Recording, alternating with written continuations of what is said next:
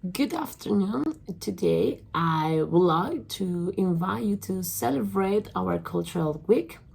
And this occasion will be focused on Asian culture, traditions, and also how English has influenced this part of the world around the years. Take into account this aspect about English language, we decided to choose one of the Asian countries from our cultural week, and it is Japan.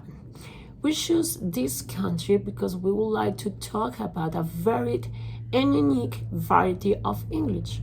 It means that in this part of the country or inside this country, we could find places or regions that they don't speak the standard English that we used to know. It has another variety of English with some cultural and specific aspects that we'd like to talk about here. In this case, in Japan, we will to find a new language, a new English, or a new variety in English that is not so common, that is not so familiar with the people. And the name of this is Bonin English. This variety of English is spoken in a place. The name of this place is Owasawara Island, but also it's called Bonin Island. This island is located over 1,000 kilometers close to the south of Tokyo in Japan, and it is an island belonging to this country, to Japan. In this place, English has been presented there since the 19th century, when settlers from United States, United Kingdom, Japan, or different parts from the Pacific Ocean or Pacific regions arrived to this island. So that mix from different English from other people around the world, when they have a contact, it creates a new language to communicate between people. And this language is that Bonin English. As I said before, this contact between multiple cultures and multiple languages create this very particular variety of English in this part of the region.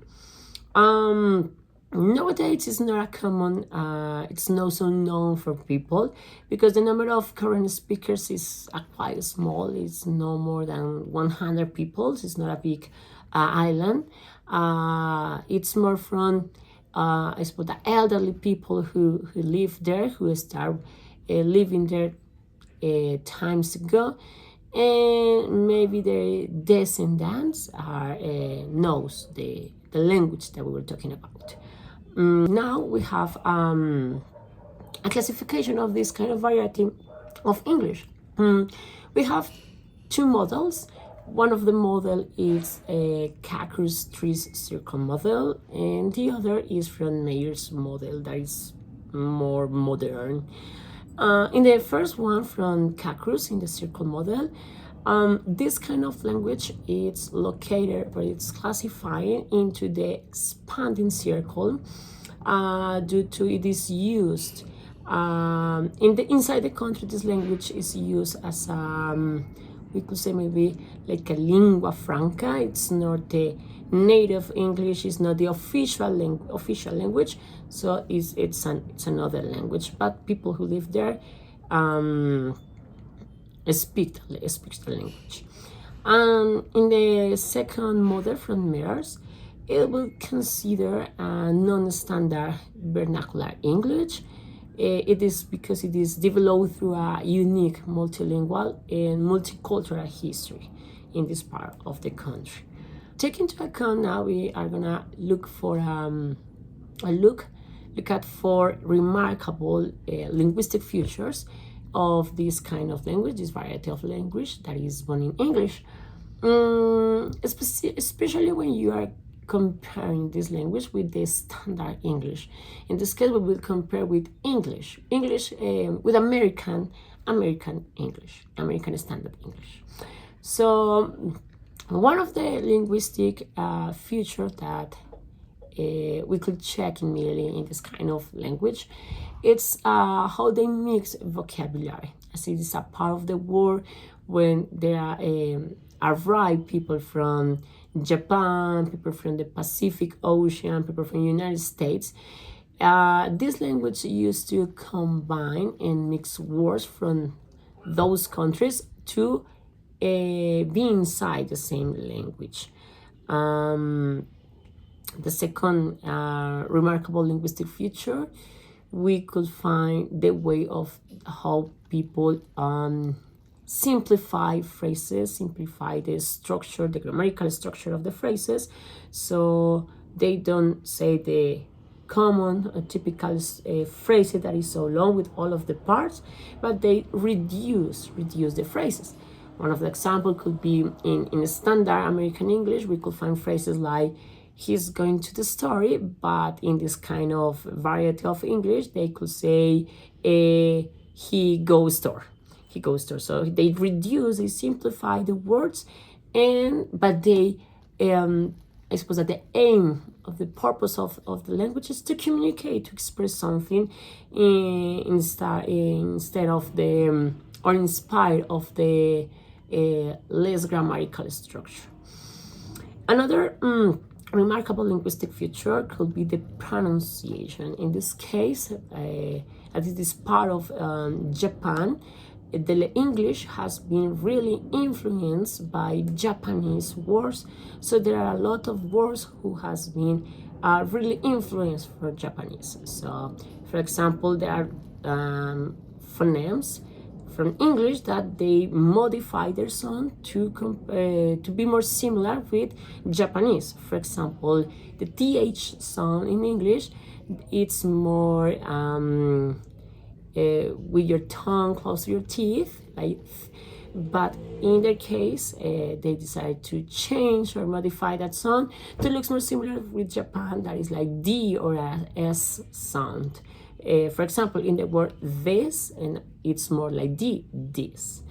And another remarkable linguistic feature could be the frequent switch or mix between English and Japanese in the same phrase or in the same conversation. They are talking in English and they mix words from Japanese or phrasing from Japanese, and the opposite side is the same. They are talking in Japanese and they are mixing or they include English words inside the conversation. This is more about language and all of the influence between or among Japanese inside English and English inside Japanese, and how those aspects mix create that new or that different language times ago. But beyond language, it is important also talk about the culture and the tradition, because this Bonin Island is really unique. It has a really unique multicultural traditions, from festivals where they mix Japanese culture, but also Pacific region culture and American culture coming from the people who arrived there in the past.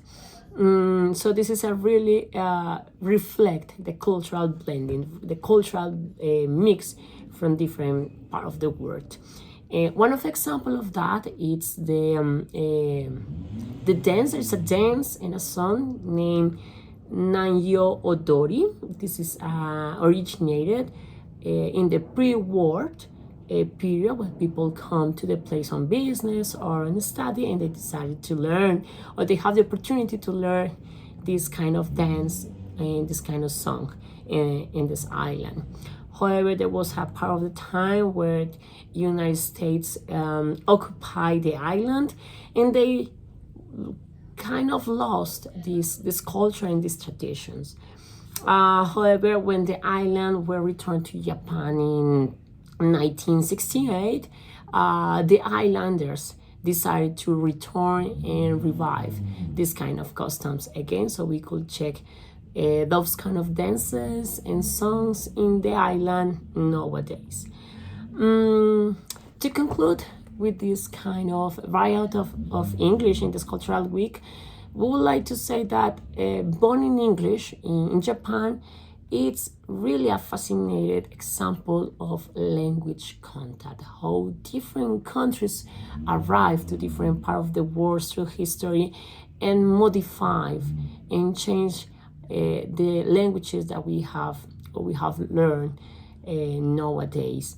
But also it's a reflection about how the history be inside an identity of a very specific communities, how the language can be a really powerful part of the identity of a community. And also this variety is endangered. So as this variety of English, as other variety of English, has been in danger, so we must make a reflection about it. It remains a valuable illustration of how English adapts and evolves in a unique and non-traditional context.